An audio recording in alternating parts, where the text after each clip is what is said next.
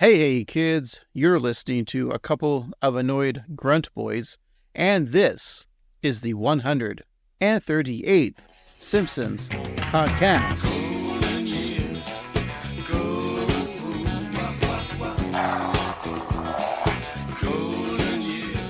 That's right, we're the Simpsons podcast that discusses The Simpsons from seasons 11 and beyond, and the newest ones when they air. Why do we do it this way? Well, the entity known as Wheel of Random has trapped us and cursed us to only watch those episodes because plenty of other podcasts out there have discussed the Golden Age, that being seasons 1 through 10.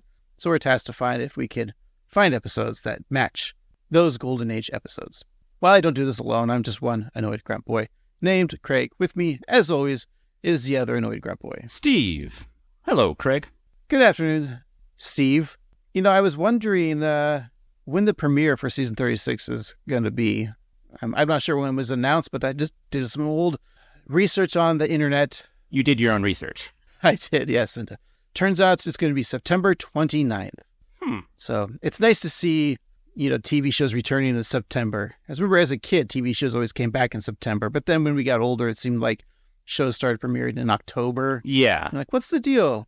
And, especially lately, there was pandemics and strikes. I feel like we're kind of getting things back to normal for TV. And that's the only thing important in our lives. TV's all that matters. It really is. Put your political differences aside. All I care about is as long as I get TV, I'll be happy. Mm-hmm. I mean, I don't go anywhere. Yeah, I mean, TV is life, life is TV. Right. I thought this would be a little fun, a little cheating to find out what this episode is titled. There's no synopsis yet, but it looks like it's going to be called Bart's Birthday. Oh. Yeah, written by Jessica Conrad, which Jessica has been an executive story editor. Oh, wow. For The Simpsons, and she's written King of Nice, One Angry Lisa, Springfield Summer Christmas for Christmases, and worked on Treehouse of Horror 34. And we've reviewed those episodes, haven't we? Like My Life is a Vlog. Mm-hmm. One Angry Lisa. I think we've... a Springfield Summer Christmas. Does that sound familiar? I don't think we've done that one. Done that one yet. But Bart's Birthday. So we've had like what episodes now with Bart's? Like there's Bart's Brain, right? That was an episode. Mm-hmm. Let's see. There's Bart's Not Dead, Bart Mangled Banner, the Bart of War, classic. Which was when Bart's expecting. Bart's Brain, as you mentioned. Bart versus Itchy and Scratchy. Beware My Cheating Bart. Bart to the Future. Bartless. Bart the Cool Kid. Bart the Bad Guy. Bart Has Two Mommies. The Departed. So there's Bart's New Friend. Bart's stories. Yeah. But, hey, I think talking about as a youth, like TV come back in September, albeit, is the end of September, but starting off with a Bart episode, huh? So Bart's Birthday. We've seen birthdays many times on The Simpsons, right? Yeah, I mean, maybe in this episode he'll get a cool transistor radio that can play, or it's a microphone that can play on a radio, and he'll get mad and throw it down a well, and then Sting will have to save the day. But let's put that into modern times. So he gets a microphone to record his podcast with Milhouse. Of course. And they review old episodes of Krusty the Clown from seasons 11 and beyond. From Krusty the Clown, because the first 10 seasons of Krusty were the Golden Age. Right. I like this episode. This is Bart's Birthday. Okay. And maybe we can be guest stars, and then like Homer and Marge will be like, he's not really a fan of you guys. He's more of a Rogan guy. I mean, I feel like they probably already have the audio recorded and the animation's probably done. Yeah, you're probably right. But maybe they'll put a picture of us somewhere. Yeah, I mean, they can draw our faces over the office ladies' heads. Yeah, of course. And that's how we got our caricatures. Exactly. Do you think if Bart goes down the well again, who would be the equivalent to Sting to save him now in modern times? Is it going to be Kendrick Lamar? Maybe Drake? Drake probably, because, he's a 10-year-old boy. No, that's true. You would go down a well for him and go down his well. Now, is Bart going to be turning 10 or is he going to be turning 11? Ooh, maybe I think it's time he turns 11. They'll never do that, Steve. That's true. Maybe he can have Sabrina Carpenter save him since, we recently discovered that Bart's voice, Nancy Cartwright, is Sabrina Carpenter's relative. Niece. Yeah, how about that? I didn't know that. I saw that on social that someone asked Nancy Cartwright, is it true that Sabrina Carpenter? Yeah. She's the new pop queen, right? Sabrina Carpenter. As far as I know, I guess. What a interesting statement. Well, as far as I know, I guess. Well, you always remember her as Girl Meets World. That's right. Your favorite spin-off TV show from an ABC TGIF show. It's definitely in my top 3 of the reboots of TGIF shows. How have they not done a Family Matters reboot? What's up with that? Yeah, I mean, I think we could find a young Urkel, replacement. Get Steve and Laura back. No, not you and your wife, Steve. It'll be exciting. But you know what, Steve? We can't talk TGIF on this show because this is not a TGIF 80s, 90s sitcom. Although, maybe one day we will. But in the meantime, let's just go on to this week's episode of The Simpsons and get in the mindset of the year 2011, specifically the day, November 6th, or that week of, we had movies in the box office. And Steve, I bet we had a movie. What was the number one movie in the box office for that week? Yes, Craig, we did have a movie, in fact, and it was Puss in Boots. I heard that one's actually pretty good. I've heard the same. I am a Shrek skeptic, or a Shrek-tic. I don't think Shrek's that good. I like Mike Myers just fine, but they never did it for me. Maybe it's my age. But yeah, I've heard that the Puss in Boots series is good. I think I've seen the first Shrek movie. I think, but I haven't seen, obviously I've never seen the sequels. I'm probably going to have to watch them in a few years anyway, so. I think you will, yeah. I'll wait to see. I'm not going to watch them just yet. That's fair. Now, if only there was a song that reminded me of Someone Like You, that was the hot song of that week, Steve. Well, Craig, what was the hot song of the week? Well, Someone Like You by Adele. Ah, dude, we're getting Adele. Oh, boy. Can we put that in joke jail? Probably. I guess we'll need an alternative. Speaking of alternatives, what was the number one alternative song? Well, it's something I like to do with my legs on a daily basis, and that is Walk by the Foo Fighters. Ah, yes, those fighters of Foo. And Steve, I'm not a religious man, but I always feel like God gave me to you. I mean, God gave me you for this podcast. Yeah, God both gives and punishes, so you're welcome. What was the country song, by the way? I wasn't paying attention. Oh, yeah, it was God Gave Me You by Blake Shelton. Oh, that's right. Mr. Gwen Stefani. Aren't they married, or did they get divorced? No doubt about it. I don't know. And let's just dance for this episode, Steve. Give me your hot dance song. Aye, Poppy. It's Poppy by J-Lo herself, Jennifer Lopez. Well, all of these artists I know. Isn't that amazing? That is amazing. We only had to go back 13 years. I'm like, I like Adele. I like this song. It's a new song. Oh, it's 13 years old. I like the Foo Fighters. And to be fair, that's the only song that I actually know, although I do know all the artists. True, I don't know the Blake Shelton song. But, Steve, we were peak cool in 2011 because we knew everyone. That's right. All right, Steve. Should we just get on with this week's episode and stop jerking everyone off? Alrighty. Okay. Unless you want us to jerk you guys off, let us know. Email us at 13simpsons@gmail.com. Steve, Replaceable You. Bart's science fair project, a mechanical baby seal, outshines Lisa's brainy asteroid model and becomes a popular pet among the retirement home patrons. Meanwhile, Homer gets a new and eager assistant named Roz, but when he quickly loses his job to her and discovers her evil past, he and Ned team up to reveal her true dark colors. Okay, we get these synopsises from Wikipedia or Google or whatever it is. I don't think the story of outshining Lisa's, that kind of works, but that's not the main point, that Lisa's brainy asteroid model. Yeah. Roz's, the assistant, her evil past, I don't think her past is evil at all. No. He and Ned team up to reveal her true dark colors. Like, spoilers, she just doesn't like being touched. That's not dark. Mm-hmm. And I don't think Ned and Homer actually team up at all. No, Ned just offers Homer a little bit of information. All right. Do we even need to do this podcast? I mean, clearly we've seen the episode, so no. Oh, yeah, we're supposed to lie and say we've never seen it, right? Yeah, the ruse is ruined. Oh, yeah, because we're supposed to, take a break and sit down and watch it Like we're supposed to be watching the episode and then discussing what we see. Mm-hmm. That's how this podcast works. Okay. I'm not cutting this out, Steve. I'm keeping it in. I'm letting the listeners know the real Steve and Craig. Whoa, behind the curtain. Yeah. You're inside hot dogs. We're showing you the baseball mate. Yeah, the Pope is going to shit in the woods.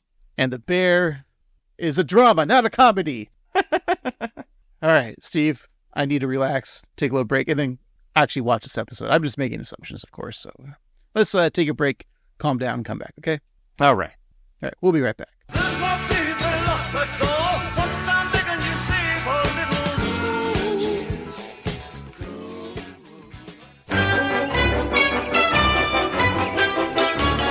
And we're back. Today we're talking about Replaceable You. It's the 4th episode of the 23rd season, originally aired November 6th, 2011. Episode 490 in the show's run. The nerd code is NABF21. Written by Stephanie Gillis. Directed by Mark Kirkland. And the showrunner, Al Jean.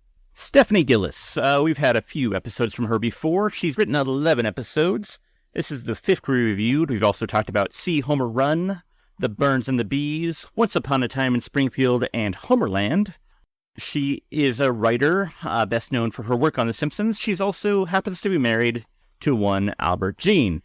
Other episodes that we have not talked about yet, Midnight Towboy, which I have a vague memory of, Mo Letter Blues, Tree Grows in Springfield. She helped out in Treehouse of Horror 25, Lisa with an S, and Bart's Not Dead. The only one I really remember is Homerland, and that was our 23rd episode. Yeah, I'm kind of in the same boat. Like, I have very little memory of these episodes. Not to say that they weren't good, it's just my memory is shit, and when we do a podcast after it's done, I have no memory of it. But it's always the earlier episodes of our podcast that I remember more than the later episodes. And I think it's because at that time, like episode 23, we're still trying to figure out what to do. And then by the time, like for instance, The Burns and the Bees, which was, granted, that was only 246 episode, which wasn't that long. That was from November of 2023. So you feel like that we should remember, and I do. Mm-hmm. I mean, don't ask me, but I do. But yeah, Stephanie Gillis, and she's married to Al Jean. And they have a son, but their son, Shane, right? But he goes by his mom's last name? Yeah. And he's following in his family's footsteps of being hilarious. No. Shane Gillis is not their child. Nor is he hilarious. All right, Steve. I have 3 tickets here. Same night, and there are shows. You get to go to one of these shows, and you have to pick it. Okay. A Shane Gillis comedy show. That's one option. You have a Sebastian Maniscalco ticket. And don't forget, you can't sell these tickets. You have to either go or don't go. Right. Okay. And your third option is your entire family performing the musical play Hair, which famously everyone gets naked. Right. In that play. So yeah, your brothers, your sister, everyone who's related to you. Mm-hmm. Performing Hair. You have to go to one of those shows, Steve. It's a good question. Hair, you're the only audience member. Okay. And you're also naked. Of course, because I don't want to make my family nervous. No. And whatever food drink you want at the Sebastian show or the Shane show. And then at the Naked Hair performed by your family, the only thing that they're serving is Mountain Dew and Arby's. Ugh. That's tough, but I do like the dawn of the age of Aquarius. I do wonder how Teresa would belt it out. Yeah, I think I'm gonna go with my naked family hair. All right. Yeah. Get a roast beef while I see my sister's roast beef. God. All right. Okay. Yeah, let's move away from that quickly. But it's probably the joke of the week, so good job. Yeah, thank you. I'm glad I could do that for you. Made me everybody. laugh, and hopefully you made some of our listeners laugh. Yeah. And this is a great episode for my family to start with, I think. Title gag, Steve. Groundskeeper Willie flies across the screen using a leaf blower. Hate the leaf blower. Love the game. Yeah. It's a fun gag. I know, Steve. I think you asked me last week what were our topics that we bring up often, and I think leaf blower is one for you because you just despise leaf blowers more than seeing your family naked, I think. I do, because they don't do anything effective and they're loud and they're just annoying. I hate them. Yeah, Yeah. it's true. I don't want them. I'd outlaw them if I could. But one thing I wouldn't outlaw is billboards, because then we wouldn't have a lovely billboard gag like this one, which features Eleanor Abernathy, a.k.a. the Crazy Cat Lady, posing with several pictures of kitties with the text, 30 lost cats, call me. So is this implying that she's just had, like, missing cats waiting to, like, return to her owner this whole time? Or does she have, even though that she has so many cats, she's missing 30 of them, Oh, okay. and that she wants her other 30 cats to go back to with the dozens and dozens of other cats she has. But you could be right as well. You're probably right with that one, because she is the Crazy Cat Lady. Which, can we even use that term Crazy Cat Lady anymore? Probably not. Probably not. It's probably not really appropriate. It should be, let's see here, Low-functioning, high-needs, feline person of female identity. I was going to go with nonsensical pussy woman. That also works, I suppose. Or Kafka-esque cat lady. All right. There you go. And then the chalkboard gag. See, this is 2011. You know, we're still having all of these gags. And November 6th. How come we're not airing a Halloween show? That's pretty funny. Kind of referencing how Treehouse of Horrors at that time were always aired after Halloween.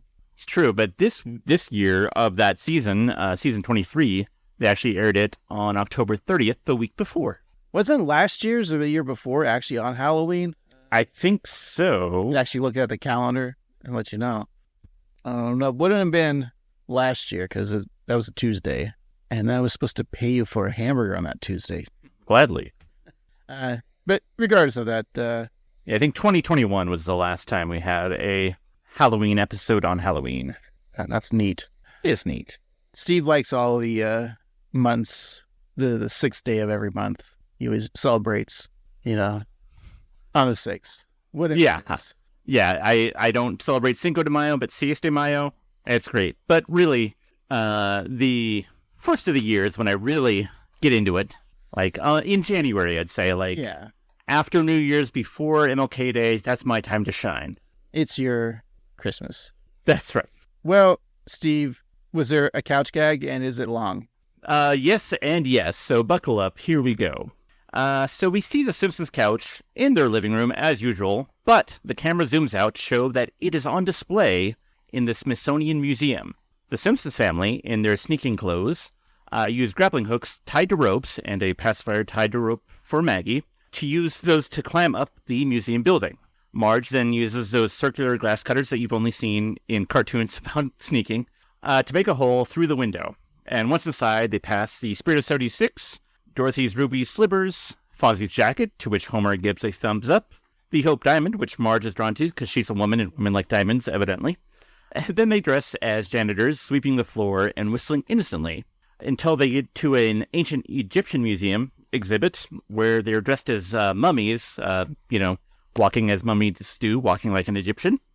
And then they go to a modern art display where they disguise themselves as the wild brushstrokes of Jackson Pollock. And two guards walk by unaware, and the Simpsons sneak past them to the living room. But before they can sit, Lisa stops Homer because she sprays an aerosol can in the air, which reveals a grid of laser beams that would block their entrance and set off an alarm. So then they go around and they find holes in the size of their bodies and the shape of their bodies and get inside, allowing them to sit on the couch. Now, maybe, just maybe, Steve, because are they implying that they live at the Smithsonian because they are an attraction when you're at the Smithsonian to see the Simpsons couch? You get to see them sit there, and that's why there's outlines so they know which because they want to go out night of the museum style, right? And have an adventure, and then they have to come back before they close. But then why would they have to get around the guards? I don't know, Steve. Yeah. Do you think? It's just funny because, like, if you go to the Smithsonian, there is, like, Fonzie's jacket or, like, Captain Kirk's chair, What can they use for the Simpsons to display the Smithsonian? Is there anything in the Smithsonian with, like, a Simpsons, like, because it's a cartoon. It's a drawing. Like, yeah, maybe Matt Groening's first drawings of Homer and Bart. I don't know. That would be my guess, but, like, I don't know. Simpsons. Maybe it's Pogs. What's with Bart though? Like kind of dissing Fonzie's jacket. Like he just gives a look of like disdain towards it? Does he hate the Fonz? Well, I think that, back in the 80s were the 50s, or the 70s that were the 50s, Fonzie was kind of like their bad attitude guy who was an underachiever and proud of it. And so maybe Bart feels threatened because he's the more modern day Fonzie. Although now I don't think he would be. I think it would be, I don't know, Bluey. Like, Bluey, I don't know. Like the cool, as I say, Rick and Morty, or is that even dated now? It might be. Jojo Siwa, Dua Lipa. No, not JoJo. She's even like old now. Yeah, that's true. Yeah, we don't know the youth. It's probably some TikToker. Mm-hmm. All right. Cool. Steve, this isn't the first time we've seen this. It's actually the second time the couch gag was used. First being episode 20 of season 22 episode Homer Scissorhands, which, Steve, I don't think, have we reviewed that one? We have not. All right. Well, when we get there, remember this moment that we've already seen it, okay? Yeah, absolutely. Well, let's begin the episode, Steve. And it begins, as it always does, with Bart sipping on a Buzz Cola while watching Itchy and Scratchy. This week's episode features the titular mouse as Dr. Frankenstein, and with a bolt of electricity brings to life his monster, Scratchy. As the beast rises, Itchy pulls out a shotgun and shoots him in the brain. He then puts the brain back in Scratchy's head, sews it up, and then reanimates him once more, only to, once more, blast him with a shotgun. This time the head flies off out of the castle onto the grassy field where we see the little girl from Frankenstein finds his head. So the monster's head says, "Friend," and then we see the young girl mouse poke his eyes out with 2 flowers. The end. Nice, that's a fun one. As Bart laughs at the cartoon hilarity, Lisa invites him to see something cool. He assumes that she picked the big scab off of her knee, and then we have Marge, who's in the shower, shouts at Lisa not to touch the scab. But Lisa doesn't want to show him her scab. She actually wanted to show off her science fair project, which proves that an asteroid will strike the Earth on July 15th, but in 9789, so a few years from now. Bart wonders why he should care, since by that time he'll be the president of Hell. I like how Hell has democratic elections. People vote. People show up. Yeah. So that means Hell will be a better place to be than America in a couple of years. Yeah, but of course, everybody in Hell votes red because they're all devils. That's not a political statement. I just mean because devils are red. Right. They might be liberal, but they're still red. Right. So I'm assuming Lisa has a paper and her theory of why, and that's just this like model, right? Just like, which honestly isn't that creative. It's just like, here's a globe with an asteroid. Yeah, that's pretty lazy, honestly. Like, Yeah. as we're about to get to, Bart's initial project actually required more work than Lisa's. Right.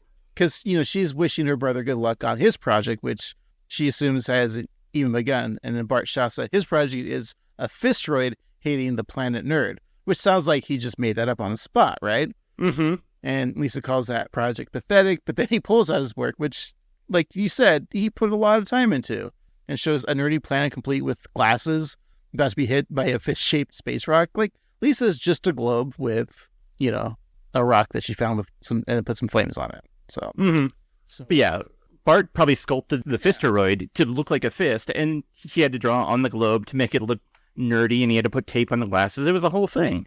Bully to Bart. Bully indeed. But Bart goes back to the drawing board, working on a cootie shot. Milhouse runs to the Simpsons kitchen, hoping to get an injection from Bart, but he tells Milhouse that the science fair isn't until the following week. Milhouse says that he really needs a shot, since he and his dog accidentally touched tongues. And that leads Bart to wonder how it could be an accident if it's the 5th time Milhouse and his dog have met tongue. So Milhouse is definitely going to be that kid. There's always that kid in like middle school. You hear the rumor where he puts peanut butter on his dick and then the dog licks it off. Oh, yeah. That's Milhouse. I think so, yeah. Although I'm assuming Milhouse probably is allergic to peanut butter. I think we kind of imply it later on that he is, yes. Yeah, okay. Well, there's plenty of other things a dog will lick off you. I mean, I don't know this, but I'm assuming. Sure. I had a dog as a kid, but I think my dog died when I was like 8. Died or taken away from you. Oh, yeah, sorry. The dog went upstate to a farm to play with other dogs. Yeah. someday I get to go visit that farm. I should just go to some random farm one time. Just knock on someone's door. I'm like, hey, when I was 7, my parents said they brought this my dog to this farm up here. Can I see him now? And then have them. I don't know what they would do. We'd have to finish it, Steve. Yeah, okay. A comedy bit for a late night talk show. This is a good one. All right. Mm-hmm. Do I know anyone in a late night who does bits, man on the street bits anymore? Like, I know, like Kimmel doesn't do anything man on the street wise himself. I mean, Yeah. Maybe you can get Leno to come back and do it. Leno, Letterman, Conan would do it. Yeah. All right, we'll get Conan to do it. He still has that late night show after Leno, right? I assume so, yeah. I go to bed early, so I don't know, but I'm going to assume so, yeah. Okay. Max Weinberg still drumming the drums and Andy Richter still sidekicking his kicks. Oh, yeah, we still have the Masturbating Bear, the Ruiner, Amy Poehler as Andy's sister. Triumph the Insult Comic Dog. Oh, sure. Inappropriate guy. Does he still do that bit with President Clinton where it's just his face and it's the lips moving? Yeah, and if it's not that, then it's him driving around in his desk through New York. Good one. That's a good one. Oh, man, I miss our youth. Hey. Lisa points out that Bart's cootie shot is awfully similar to the cootie patch he presented last year, but he argues that, the patch was preventative, and the shot is morning after. He realizes that his sister is right and tosses his project, so then Bart wonders what he'll do, since good ideas don't grow on trees. Or do they? And then he looks out the window and finds Martin Prince hanging on a tree branch, by his underpants, of course. So Bart goes outside and fires his slingshot, and the rock knocks Martin out of the tree. Good shot. Not really. I was trying to bounce it off your left testy. Testis, my friend. Oh, look, I need help with my science fair project. To sweeten the deal, I'll pick you first for basketball. To be a mathlete without the M. Testis, my friend. An organ which produces spermatozoa, Steve. Good to know. I thought it was just for kicking and scratching. So Martin imagines himself as a buff basketball player, covered in tattoos of math equations, and in the fantasy, Bart picks Martin first for his team, which causes Martin to say, "Fly, orb, and find thy hoop." And then he leaps and slam dunks the ball. And then he's met by 2 cheerleaders, one who is female, and the other who's male, who Martin seems to be especially interested in. Which is funny because, we talk about the future life of Martin, and What's so funny about this? it's not funny, it's coincidental, because we talk about Martin and Nelson eventually ending up together for a period of time, and this implies the proclivities of the future Martin. The Annoyed Grunt Boys predicted it. That's right. We predict what the Simpsons don't. Even though this episode came out long before we ever started this podcast. Don't say anything. But honestly, I don't remember this episode, so there you go. That's true, me neither. So, back in reality, Barton is happy to work with Bart, just as Milhouse is happy to accidentally touch tongues yet again with his canine companion. Well, over at the Springfield Nuclear Power Plant, Homer is looking over the Nuclear Safety Procedures Manual. As he reads about what to do in the case of a core breach, he just yawns with boredom, grabs a set of keys, unlocks a top-secret compartment, and pulls out what looks like a blood pressure monitor, but he flips a switch on the device, and the armband inflates into a pillow, which Homer uses to rest his weary head, and he dons a rock star sleeping mask and covers himself up with a blanket. His restful slumber is quickly interrupted by a new employee. Howdy! Hey, what? A woman of stature! Roz Davis, your new assistant. Assistant? Well, I have been pretty overworked lately. But I guess I should find out a little bit about you. I'm just a gal from Ohio who never wants to call her daddy again and say I need to borrow money. So your dad has money to lend? This is where we get our coffee. Just leave a little at the bottom so someone else has to make the next pot. The burning smell will let them know. Genius. Uh-oh, it's old man Burns. Hello, young man Burns. Go, Simpson. You do know how to whip my buggy. That sucker soaks up flattery like a Twinkie soaks up gravy. Well, when it's a handsome guy like you talking, your giggle's like strawberry wine. And your snort's like a summer breeze.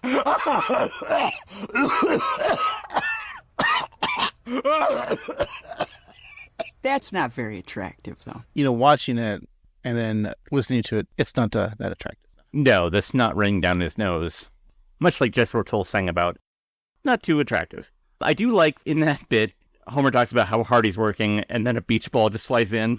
And then later on, when they're talking to Mr. Burns, he also hits the beach ball like it's just a running thing in the plant to keep that beach ball going. That's a fun gag. We should implement that in all workplace environments. Yes, except for beach ball factories, because we don't want them to have all the fun. No. They should be working. Roz, why, that's played by comedian, actor, and Xfinity spokesperson Jane Lynch. You may know her from her part in The Fugitive, or Glee, or the Christopher Guest films. Mostly the bit part in The Fugitive. That's right. I recently rewatched The Fugitive, the Harrison Ford, Tommy Lee Jones film from, 93 to 4, I want to say? Yeah. And there was actually, her part was bigger in the film because there was going to be a romance between her and Harrison Ford. Huh. And they're like, well, obviously cutting it out because his whole point is his wife was killed. He's trying to find the one-armed man. It was just really weird, this guy who loved his wife, and all of a sudden it's like, I'm over her now, and I'm going to be with Jane Lynch instead. But I'm still going to find the murderer. It would just be, wouldn't the writers, come up, realize, that's kind of silly. Why would you have that in the story anyways? So I'm glad it was cut. It's just been taking you out of that movie, which is already long enough as it is, but still a good movie. It is a good movie, but yeah, that would have been weird. But it was probably trying to emulate the television series because, in the TV series, yes, his wife was killed and he's on the run. But, in a lot of those episodes, he was meeting women and falling in love with them and then, wanting to stay with them, but realizing he can't because he's still on the run. So I think that would have been the reason why they would have kept it in, just to be more similar to the television series. Right. And I think that Hollywood feels the need to have kind of a love story. But in a way, I would argue, in a weird kind of abstract fashion, the love story is actually between Tommy Lee Jones and Harrison Ford because they're chasing after each other and they're like, it's basically like a backwards romantic comedy in a way. The movie The Fugitive, because they're they have a meet cute and they're trying to get together, but they screw up and it's wacky. You see, this was what it would be like if we had a movie podcast on our Patreon. This is the kind of conversation we're having. Yeah, and look, exactly. We could talk about The Fugitive because Jane Lynch was in there and she's on an episode of The Simpsons. There you go. I'm sure there's other people from The Fugitive movie that have voice on The Simpsons, but right now I can only think of Jane Lynch because she's here. Were you first introduced to her with the Christopher Guest films like I was? I would say so, yeah. I'd say probably the dog one. A Mighty Wind. No, yes. Best in Show. Yeah, there it is. Jesus. That's probably where I first recognized her from anything. I think I'm going to have to do a rewatch of Guffman, Best in Show, Mighty Wind. I haven't watched them in a while. Good films.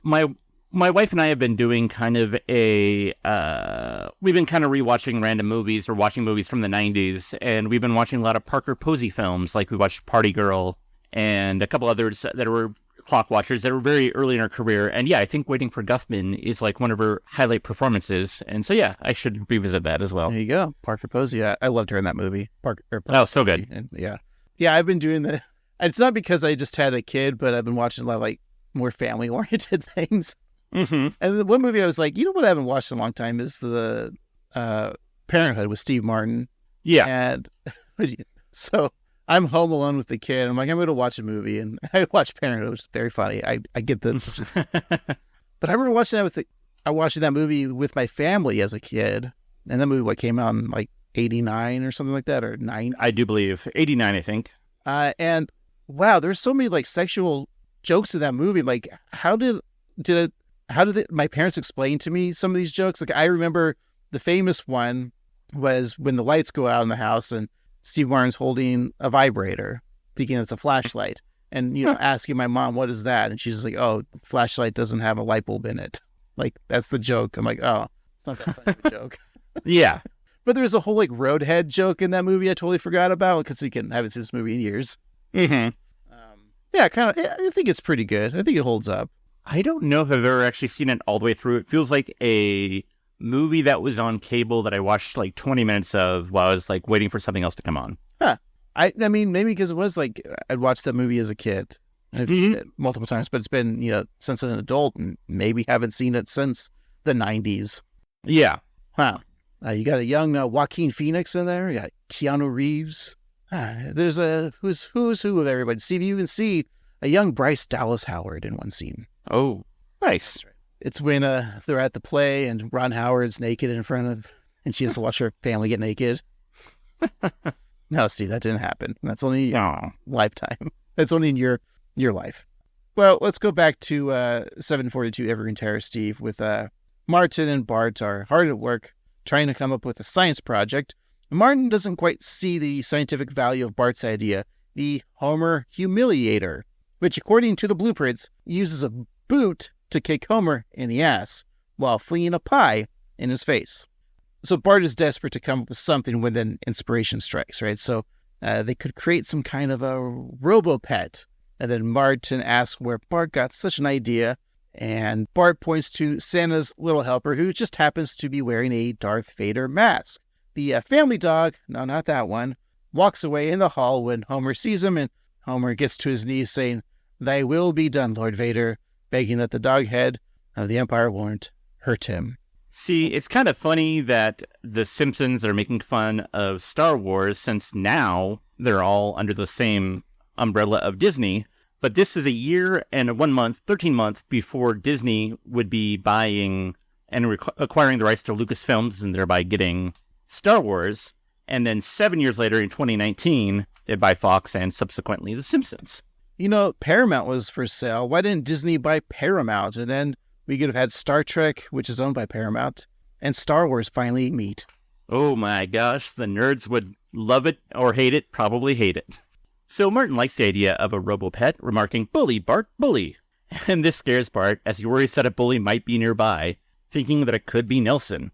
Martin explains that bully is just an expression, but we then see Nelson standing behind Martin, wondering who hath summoned him. So Martin and Bart build their pet using various tools and pieces of inspiration, such as an issue of Popular Robotics featuring Bender on the cover, a DVD of the $6 Million Man, a broken Slinky dog, the March issue of Dog Fancy magazine featuring the cover articles What Your Dogs Do Says About You, and Snoopy's Sad Last Days. The August issue of Robot Fancy magazine, which has stories of C3PO, Single and Loving It, and A Weekend in Phoenix with Optimus Prime. Roll out. And an issue of Fancy Robot Dog Fancy, which asks, "Is your pet's bark worse than its bite?" Spelled B-Y-T-E. The magazine also has an article on its cover that says, "We're not a real magazine." It's funny to think about that they would print that on the cover of your magazine. Yeah. Going back to Martin saying, "Bully, Bart, bully," do you think in the future Martin says to Nelson, like, "Bully, Nelson, bully," like, well, Nelson's on top and Martin's on bottom? Yeah. Okay. I mean, I'm assuming that Nelson's the top and Martin's bottom. Martin could be, Nelson could be a power bottom. Although, if you look at Martin's, in his envision of the tall basketball player, he looks like he would be the top. That's true. The cheerleader, yeah. Well, I don't think we'll ever know, Steve. I don't think the Simpsons writers or animators will ever animate that scene for us. Sadly, no. Okay. I'm okay with that, actually, I think. Maybe it'll be a segment in Tapped Out. There you go. Martin tightens the screws on their robotic companion, which Bart notices is a baby seal. Martin explains that research shows that it's impossible to look at a baby seal and not say, "Aww," which Bart does as the pet blinks its eyes. And as Martin puts it, in science fairs, the A's get the A's. And it should be noted that that seal that they made is actually based on a real project called Perro Robots from www.perrorobots.com. And it's an academic group actually made the companion seal. So this is actually based on a real research project. So the Simpsons kind of like got this idea from them. But just then, the cyborg seal attacks Bart, biting his neck. Martin shouts, "Heavens to Asimov," grabbing the pet, making sure that the wires aren't crossed. He moves the wires, and the toy calms down. Homer walks in, saying, "Aw," and Bart returns the wires to their original position, which causes the seal to attack Homer. Homer calls out to Marge to grab his seal club, the big one, but Marge is still in the bathroom from earlier before. Now she's shaving her legs, and she comments that all of the clubs are actually pretty big. I like this joke of Marge of like this whole time, every time like they need to see her doing something, she's like in the shower or shaving her legs. They're just in just the house doing nothing, or like in the kitchen, but just like always grooming herself. Yeah, busy. Can I go back to the seal real quick, Steve? Para. Yeah.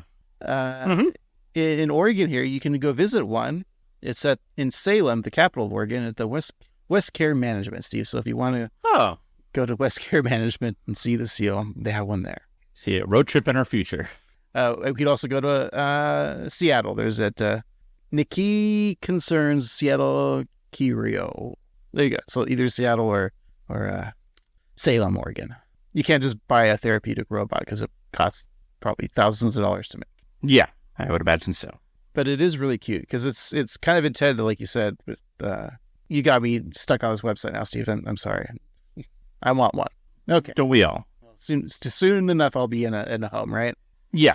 Okay. Well, it's time for the Springfield Science Fair, Steve, where all good ideas become property of Springfield's public school system. So in the auditorium of Springfield Elementary, students present their best efforts in scientific theories, such as Nelson's presentation, The Science of Why Are You Hitting Yourself, which features a box with a red button. So Wendell walks up, presses the red button, and is punched in the face with a boxing glove on the spring shooting out of the box. It's creative. It's like those one boxes where it's like you hit the on button and then like finger comes up, turn it off, and then those are fun. But we get Jimbo's project, Pubes. Who's got them? It shows pictures of Principal Skinner, Millhouse, and Abe Simpson, leaving the spectator to ask which one of them has the short and curlies. Now, I gotta say, Jimbo, what's this? What? Like, congrats to Millhouse, by the way. But, like, did he just, like, I mean, yes, every dude's got pubes, right? I understand. But, like, how do we know Skinner doesn't shave his? Yeah, it's true. Or Abe. But did he go and find physical evidence? That's what I want to know. I mean, a good scientist has to back up their theories with proof. So I gotta assume that he went over to Abe Simpson and, like, peeked inside, saw the grays. He went to Skinner, saw the blacks, and then went to Millhouse and saw the blues. I mean, maybe he saw Millhouse in, like, the locker room. They have a locker room, right? Yeah, I assume so. It's an elementary school. Why wouldn't you? Because we didn't, Steve, in elementary school. Oh, right. Don't you remember we had to exercise in, like, our jeans or whatever we were wearing that day? And then go to your next class all sweaty. And Steve probably wore, like, 12 layers even as, like, a third grader. Probably, yeah. Because we never changed for it. Did we change? Oh, no. I think we did. Yeah. It wasn't until, like, 7th grade that I remember, like, really changing for, like, gym. Yeah. Middle school age, that's, puberty, and that's when everyone just smells bad. Mm-hmm. Yeah. Also, we got Things I'm Allergic To is Millhouse's submission, which shows items such as plants, bread, peanuts. So there's the peanuts. Cacti, mice, and gerbils. So, guess Millhouse can't pull an old Richard Gere. Nope. Kids, look up Richard Gere and gerbil if you don't know what we're talking about. Yeah. It probably happened. Kearney's science fair project, meanwhile, asked, "Is this Uter?" Which just displays a human skull that may or not be from the German exchange student Uter. But we know Uter's still alive, right? The last episode we watched, it was right. Was he like a bookie or something like that? Yeah, he is a bookie, and I think Willie owed him a bunch of money. Or he wasn't a book. I think he just owned the shack, right? Willie's shack, maybe. That's what a land. Maybe, yeah. Something like that. Yeah. Okay. Then we have Ralph Wiggum showing stuff doctors had to pull out of me, saying, "I'm an expert," and with several army men, a troll doll, and a pair of scissors, all of which Ralph ate and maybe shoved up his ass. We don't know.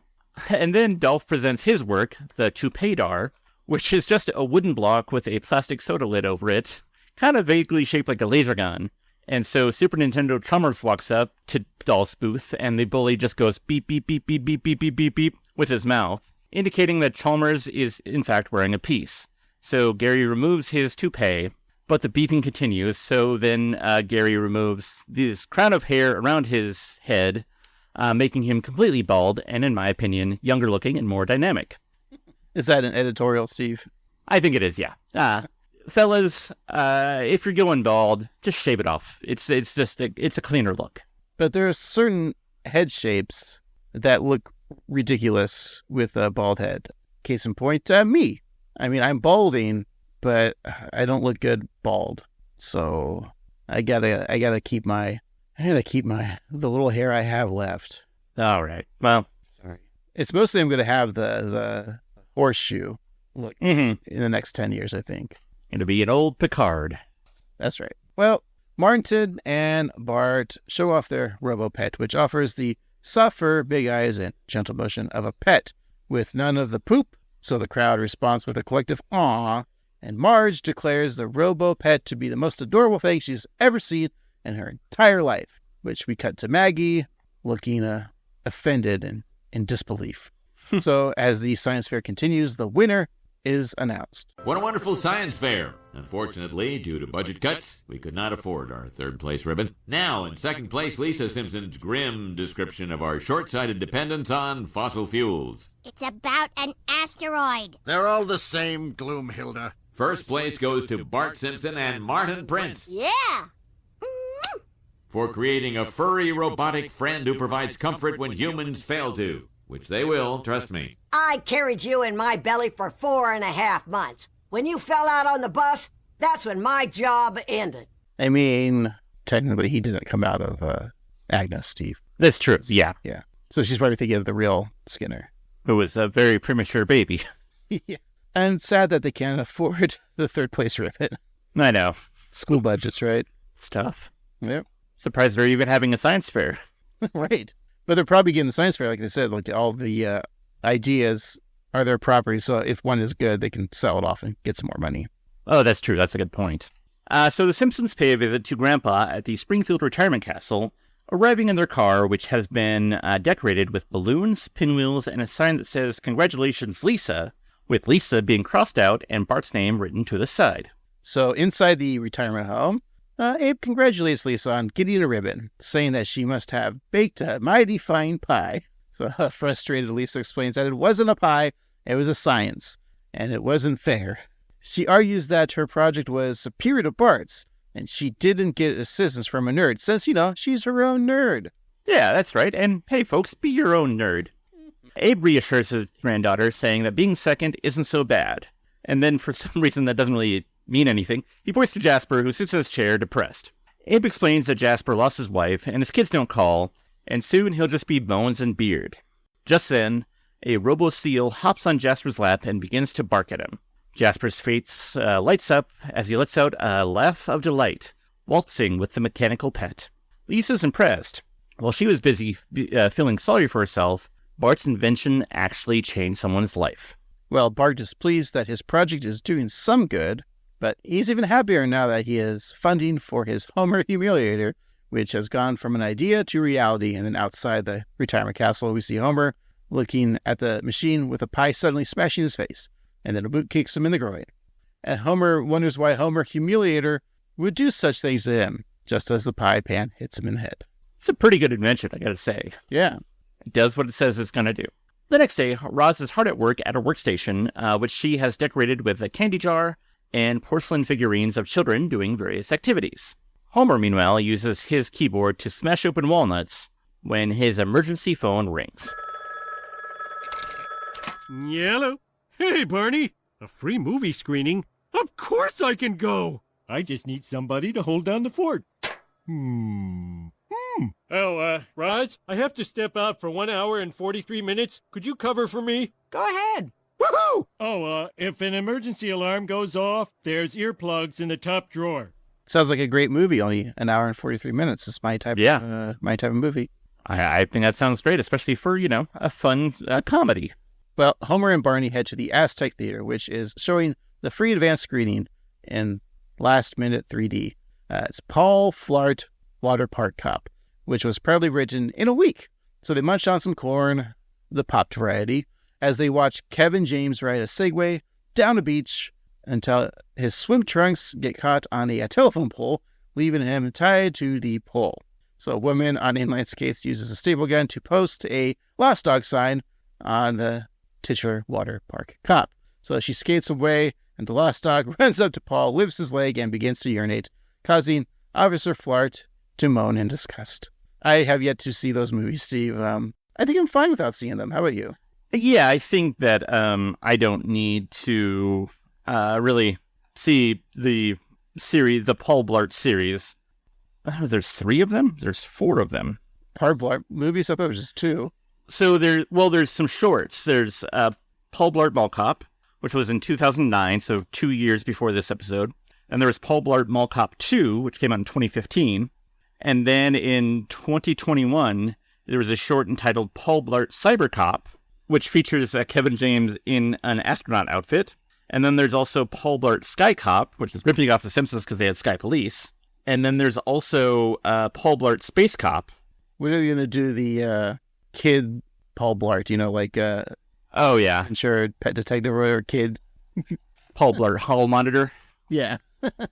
I could see that. I don't want to say joke jail, but I feel like making fun of Paul Blart is kind of just, even at this time, kind of low-hanging fruit. I know a lot of people did it, and so, like, it's fine, but, like, I just feel like it's an easy joke to make. Okay. I'll allow it. Okay. I mean, it's a joke. Yeah. I mean, it's like joke probation, we'll say. It's like getting arrested by Paul Blart. There's no actual criminal because he's a real cop. So after they left the film, Homer tells Barney that life imitates Flart, and Barney reminds him that they said that on the movie poster, but Homer's adamant that he thought of it first. That evening, Homer rides home, still in his water park cop hat, 3D glasses, and I Saw Paul Flart t-shirt, eager to tell Marge that he just saw the greatest movie ever. Homer asked her to guess what happens when a mop is replaced with an octopus, but before he can say that it's hilarious, Marge urges him to take off his 3D glasses as they have a visitor. Later on, Martin's eager to work again with Bart when they're greeted by 2 potential customers. Ah! Simpson, a gangly little bird told me you've been lollygagging at the biograph. Someone snitched? What are you going to do to me? You're demoted. Up or down? Down. Ah! Don't tell my wife.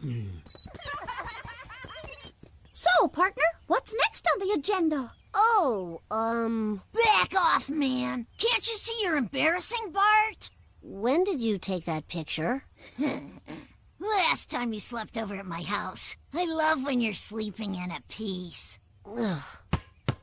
Hey, Skippy, we need some more of them lovable critters for our friends at the home. Unless you got any heroin. You got any heroin? Well then, critters it is. Homer is the audience for the Paul Blart movies, and it's like it's got all that merchandise. Mm-hmm. It smells like free. Have you ever been to like a free screening? No, I have. Yeah, I think I went to a free screening of one of the Robert De Niro grandpa movies.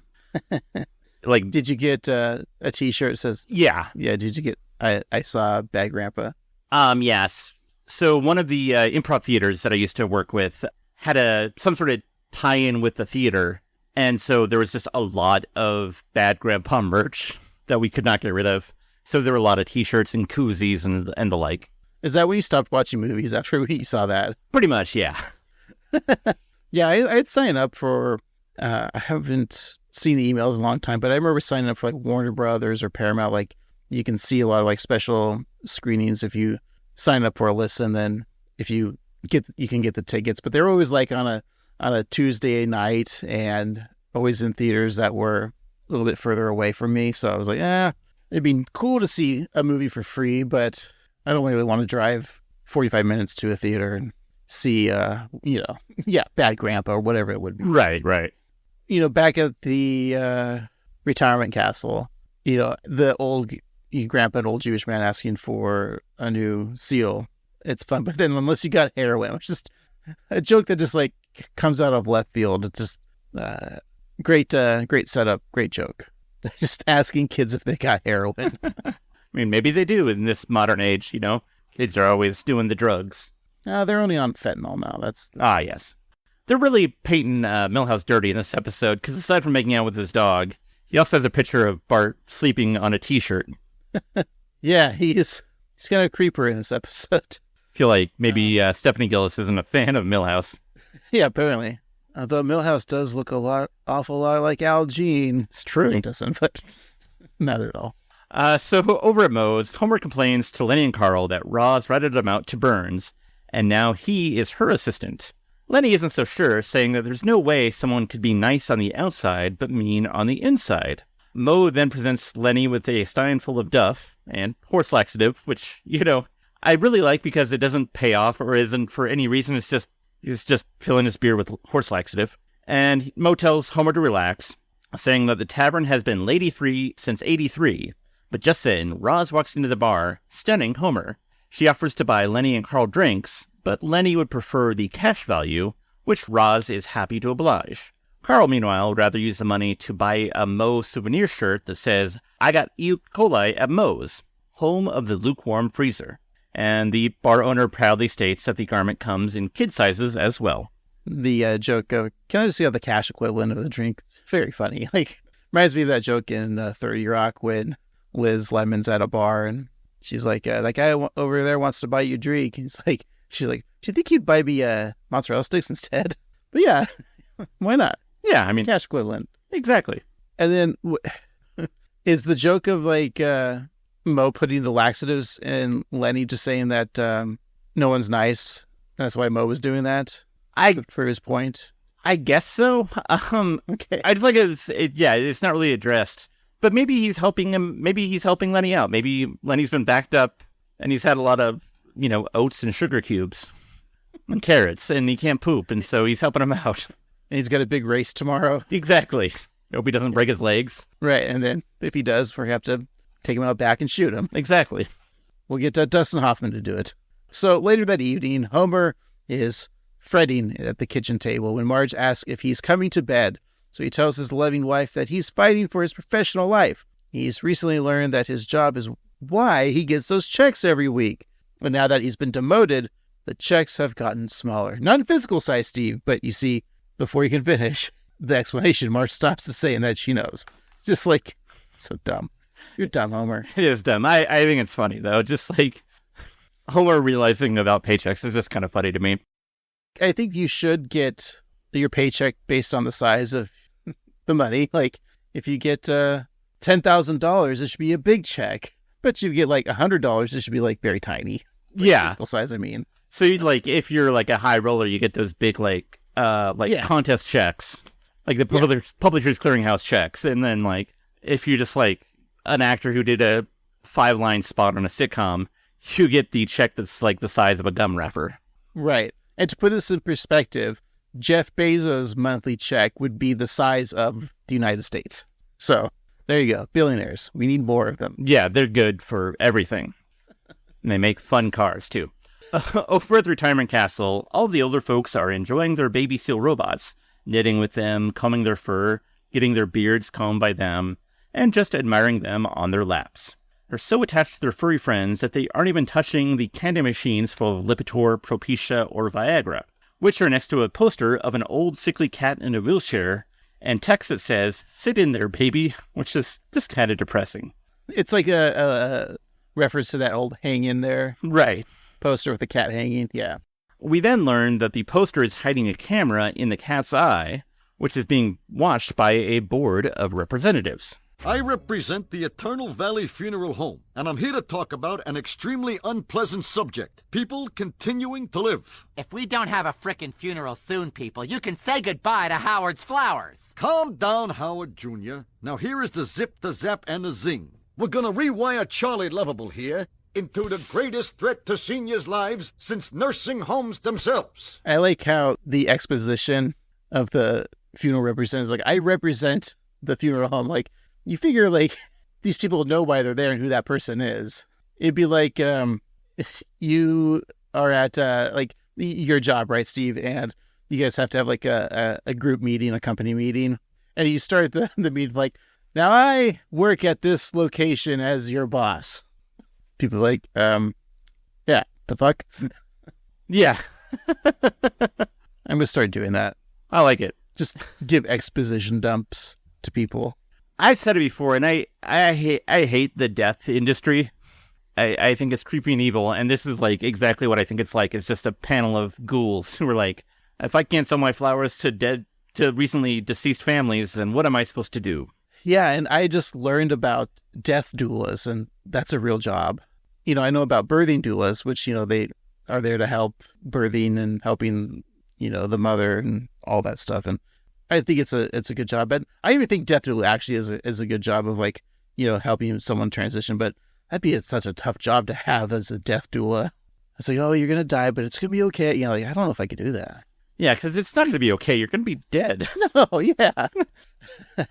But yeah, you're right. I think I saw a post on Reddit of like they were going through a funeral home listing of caskets, and a cardboard box was like $89 for a cardboard box. It's like, Jesus. I think my parents, when they were cremated, we were just got a cardboard tube. I think even that was like 3 digits. And it was just basically like the same type of tube that you'd get in a kind of fancy bottle of Irish whiskey. Like, it even said Doers on it. Yeah, I wonder, can you just like bring your own urn? Mm-hmm. Oh, yeah, here's a Nike box, Air Jordan shoe box. I brought a Cool Whip container. An old igloo cooler, yeah. Yeah. It's a good question. What do you want where would you want your ashes in? Like what what container? I mean, coffee can seems like an easy fix for me. Right. But do you really want to spend eternity in a Folgers can? No, because that's shitty coffee. I'd rather be in a coffee bag from a local roaster. So yeah, that doesn't really work. I'm just like looking around the room like, okay, yeah. I think I can put my ashes in. Ooh, perfect. The ghost trap from Ghostbusters. Oh, that's the best. Right. Yeah. There you go. You can't top that. No, I want my ashes in a ghost trap. Perfect. I'll make it happen. Thank you. Hey, let's go to the funeral home worker, which of course you hate, and I agree. He switches the wires on the robotic seal, making it a snarling beast, hungry for blood. So as the seal attacks, he throws it to the ground, pulls out his gun, and then shoots it repeatedly. And he says he's impressed by saying that it's hard to believe that 2 10-year-old kids built this toy. And then Howard Jr. comments that here that just one of the kids did all the work. That's so stupid cartoon, but I thought it was hilarious of this advanced robotic. And then they'd have like the evil mode. Mm-hmm. And then the funeral worker having like a gun on him just to kill or shoot it's stupid and silly, but it made me laugh. Yeah, also the fact that Howard Jr. and all the other people know that Martin did all the work. Yeah. Because they're in on the gossip of Springfield Elementary. That or, they've watched this episode up until now. Mm-hmm. They're along with us for the ride. Right. So in Sector 7G of the Springfield Nuclear Power Plant, Homer runs in asking if he's early at 10:27. His new supervisor, Roz, informs him that he's late. Homer tries to defend himself, saying that because of his demotion, he now has to show his ID, but the picture was taken so long ago, he's since put on a lot of weight. So he now has to stretch out his skin and say, I used to look like this. And I think that I would have punched up that joke instead of like saying that he's gained a bunch of weight, saying that he's just changed his look, and then he stretches his face and he looks like Homer from the Tracy Ullman shorts. I thought that would have been a fun joke. You know what? I agree. Thank you. So here's your check. It's only for $1. So it's very tiny, Steve. It's a small check. I can barely make it out. No, you know where to sign. So in this clip, Roz tells Homer's stretched out face that he's still late, and he calls her mean. And so Roz gives Homer a cruel assignment while Kent Brockman reports on a sad occurrence over at Springfield Retirement Castle. Now I want a list of 100 ways to make your job worse by close of business today. Can one of the 100 be making the list? No. Can some of them be callbacks to earlier ones? Also no. Oh! We're live at the Springfield Retirement Castle where longtime resident Alice Glick died last night at the paws of this cuddly little killer. Our Channel 6 substitute medical expert, Dr. Nick Riviera, had this to say. The champion was cleared to fight. Doctor, this press conference is about a nursing home death. The Springfield police are in the process of taking all the robots into custody, safely returning the seniors to their hopeless, dismal lives. Shut that thing off. I meant the TV. Sorry. Since this is an audio clip, he turned off like a respirator, whatever's keeping the man alive instead of the TV. Okay. Hey, I didn't know we were losing a famous Simpsons Springfield character. A beloved character, Alice Glick. And we learned that her name is Alice, but too late because now she's dead forever, never to show up in any other episode until she shows up again. Yeah, I feel like we've seen her recently, haven't we? Yeah, she's not actually dead. In fact, one of the Simpsons websites actually calls this episode non-canonical because she dies and she's not really dead. But I don't think it has to negate the whole episode. Right. And then also, Dr. Nick died in the Simpsons movie, and this is definitely way after the Simpsons movie, but he's still alive. But I always assumed that in the Simpsons movie that was a joke because it was a fans like, oh, they were teasing like a beloved character is gonna die in the movie, and that was the joke. Was like, it's me, Dr. Nick. Bye, everybody. But we know he's not dead. He was for a while though. He wasn't on for a couple seasons after the movie. Sorry, I was just looking at all the episodes that Alice Glick has been in. So after this one, she was in the Doshel Network, or the Doshel Network, At Long Last Leave, Gorgeous Grandpa, Dark Knight Court, both of which we reviewed, For Regrettings and a Funeral, also reviewed, The Kid Is All Right, White Christmas Blues, and wow, several others. So Alice Glick is alive and well, mistaking Lisa's head for a pineapple, and showing Bart books about cake, but never actually giving him any cake. Bart and Martin pay a visit to the home of Professor Frink, asking him to reprogram their robots to break them out of jail. Professor is excited to work on the project, saying that he had a date with a beauty queen that evening, but he's happy to cancel. He then calls Miss Wyoming on his cell phone, saying that he'll have to climb her Grand Tetons another night.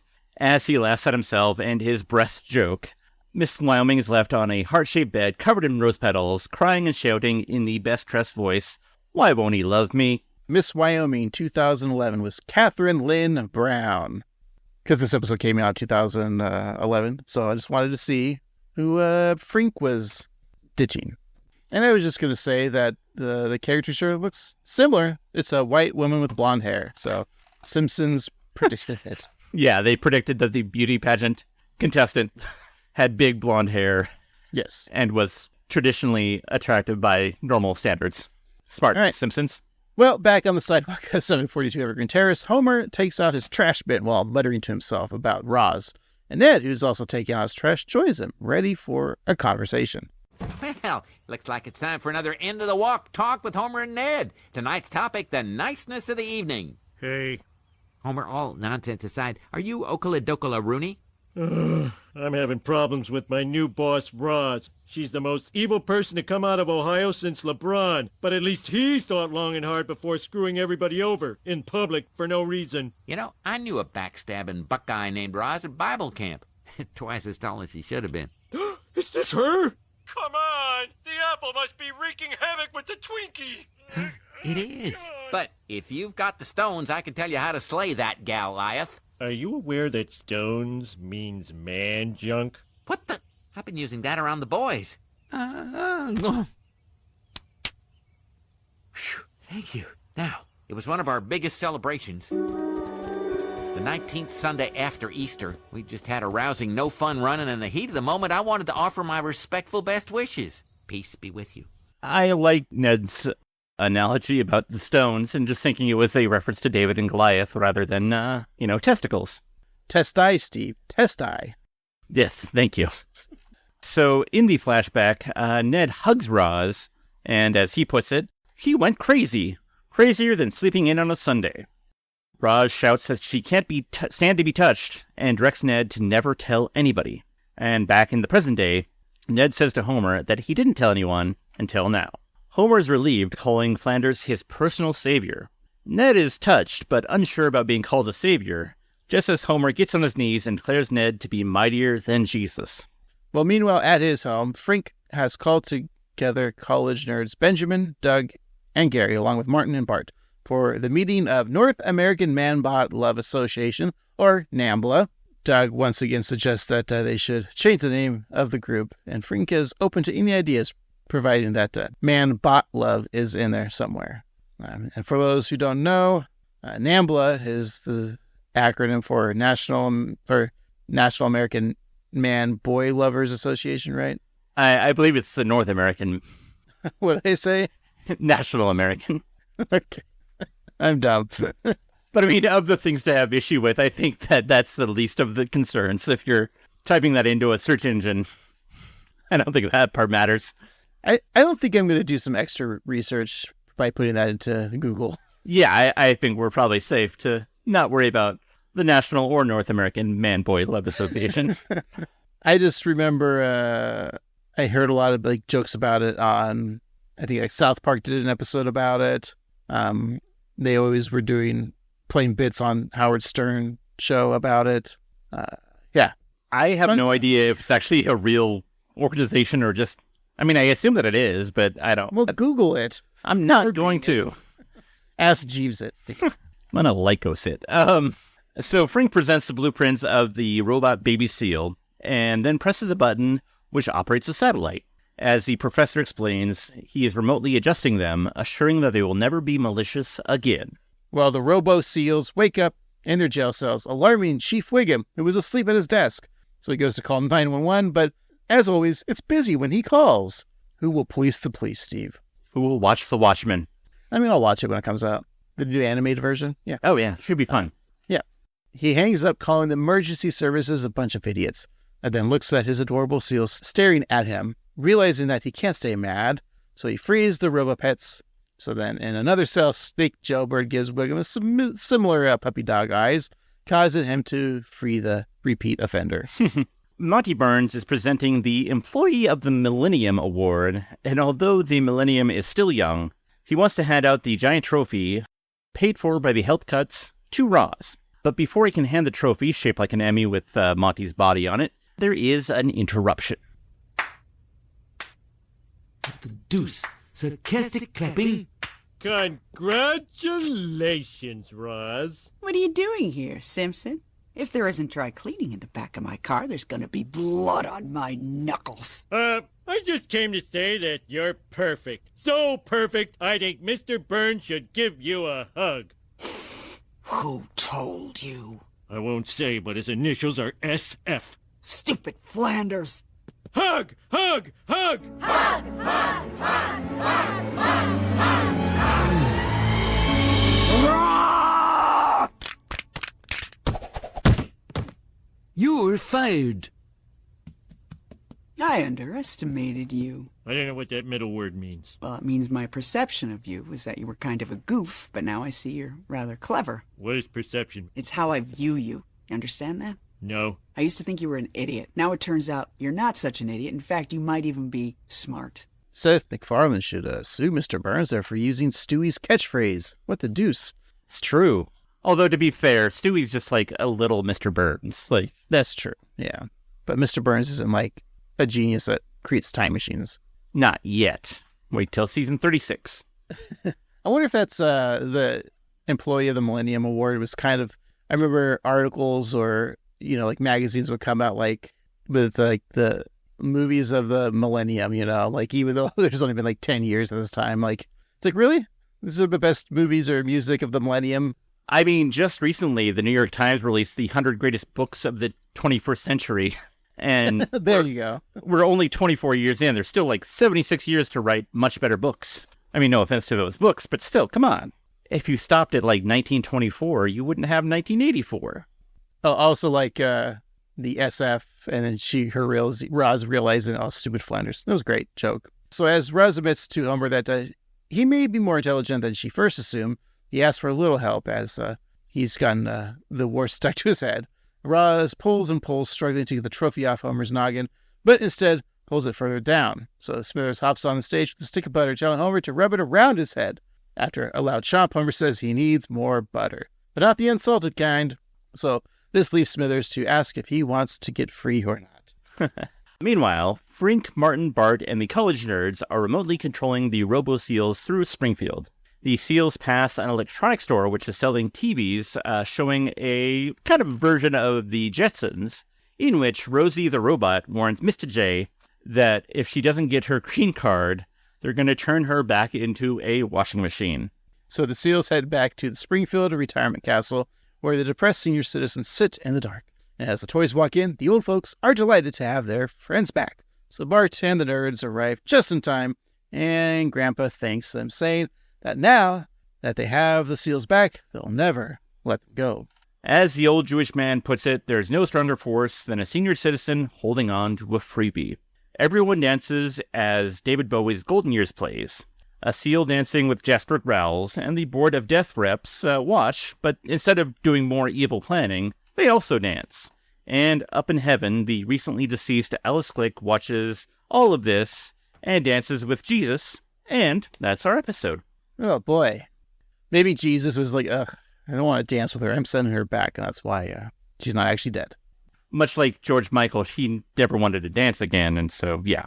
Well, he will never dance again, Steve, because he is dead. All right, well, Steve, on that fun note, let's go ahead and take a break, come back and discuss this episode. We'll be right back. It's a future shock.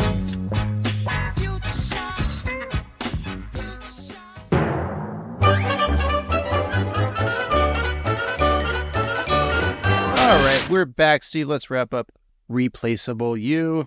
We'll talk about some of our favorite jokes, maybe an MVJ, most valuable jokester.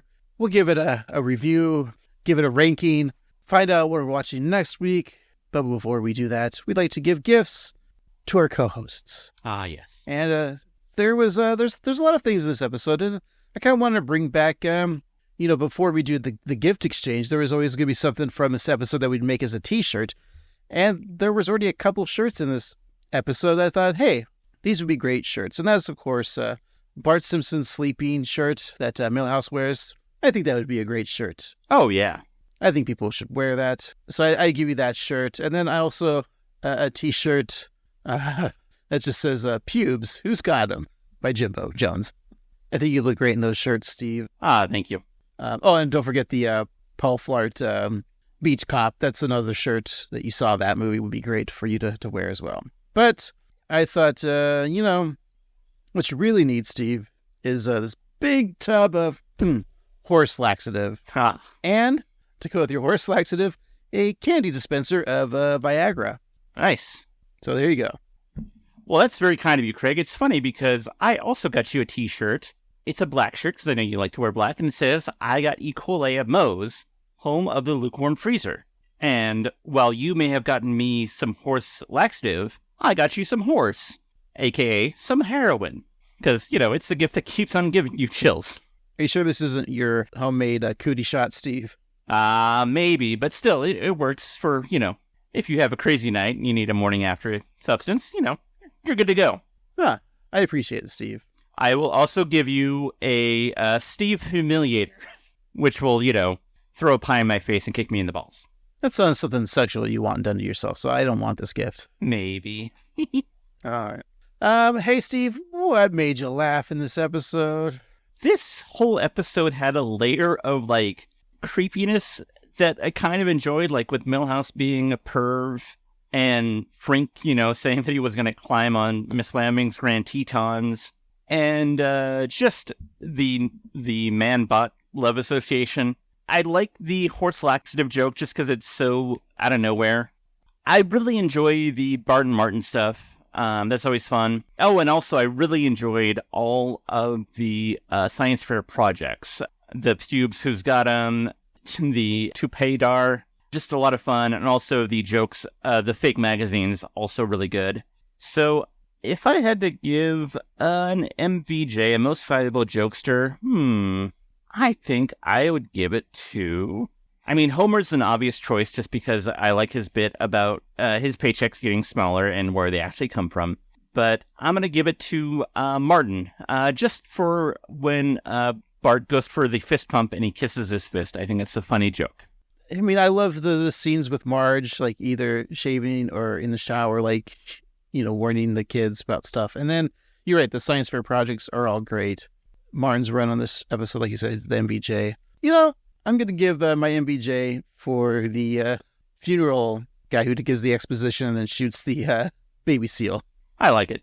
And Wiggum's great with the jail cell letting everyone, all the seals out and, of course, Snake. Yeah. And the Jetsons joke, I think, was pretty solid. All right. So, am I giving it to Wiggum? Is that what I said? Let's give it to Wiggum. But yeah, the heroin joke, actually the heroin joke, I think is my top joke. So there we go. All right, Steve, what did you think of this episode? I came to this episode kind of not knowing what it was about. And I was expecting, the Homer plot to be the primary thing, his dynamic with Roz and all of that. But if I'm being honest, that kind of went to the back seat and it didn't really do much for me. I think that the Bart and Martin story was far more compelling. I think that half of this episode was really great, and I feel like the Homer side of the story, like, while there were some fun jokes, especially him fretting and his relationship to Ned and how Ned knew Roz, I think that's all well and good, but I think the cliche of the character who hates to be touched and using that as a device is a little tired, and I just think that overall Homer's story didn't feel fleshed out enough to me. Where she came from, she just kind of came out of nowhere, and then she got promoted out of nowhere because Homer was late. I don't know. I feel like we could have either done more with it or fleshed it out a bit more, but I do like the Bart story. I think that was really solid. I think it was real thought out, very funny. But all in all, I think it was a good episode, maybe not a great episode. I would say it's a watch. But if I had to give it some sort of numerical ranking, we talked about how the Paro Pet, the baby seal that it actually exists and does help elderly people in old folks' homes, does really exist in the world. And I was looking up how much it costs, and it costs £6,000 sterling, which for our American listeners relates to $7,778 for a pet toy baby seal. And so out of the $7,778, I'm going to give this, we'll say, a $3,069. I agree with you, Steve. The whole story with the Jane Lynch character and Homer's new assistant, like, Homer's never had an assistant or needed an assistant. Like, where did she come from? You're like, where did she come from? Like, what's the point of this character? I'm not saying it was wrong, or I'm not saying it was bad, but, like, you're right. It was almost like, okay, Jane Lynch is hot now. Let's get her on the show. Also, the character looks just like her. Yeah.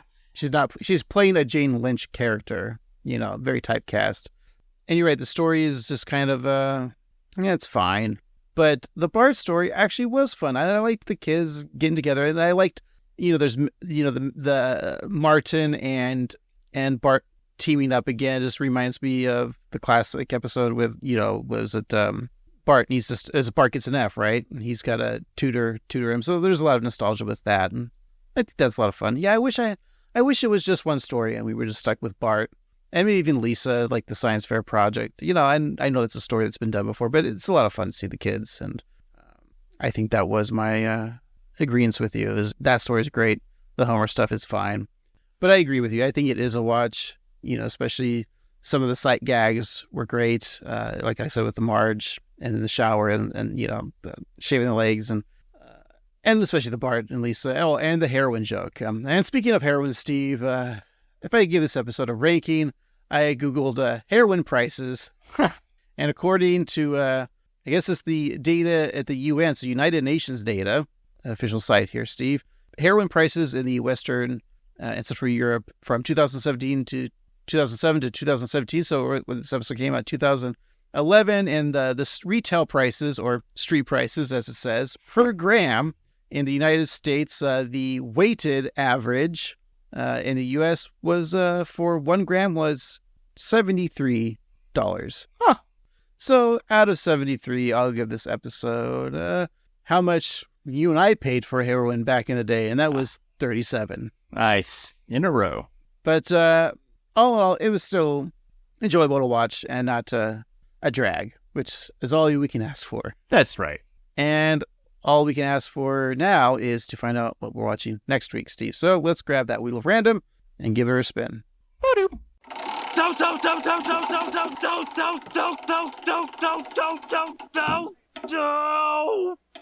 All right, we got season 29. Season 29. Let's give it a spin for the episode number.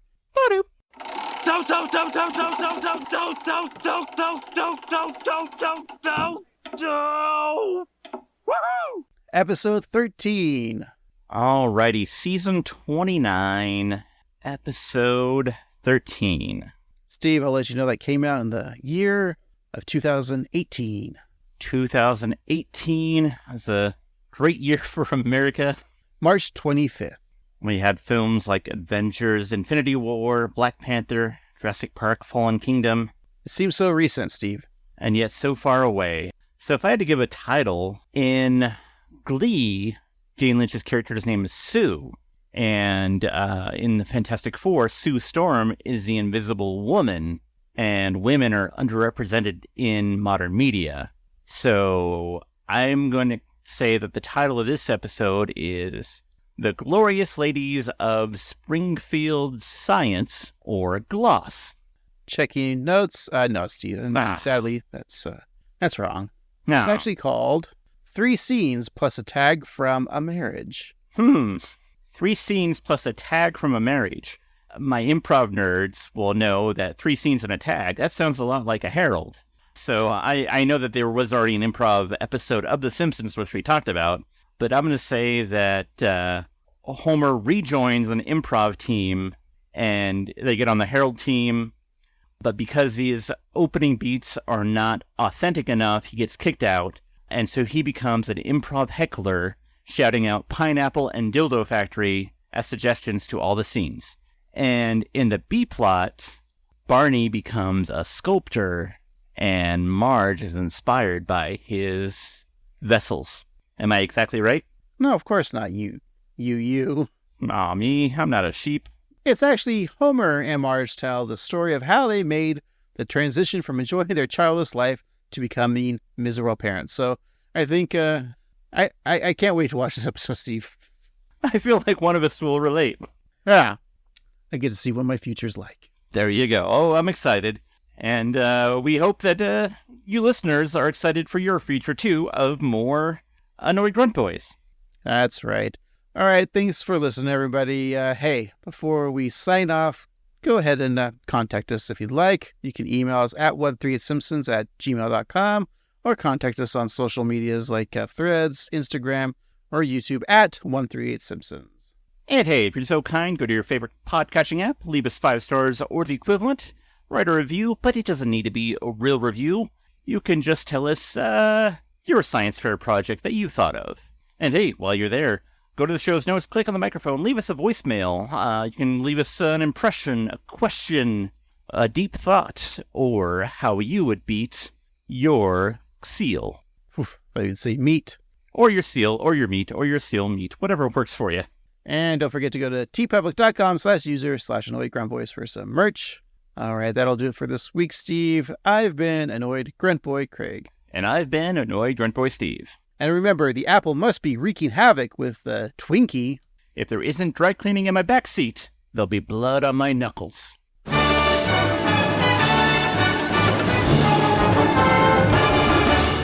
got any heroin?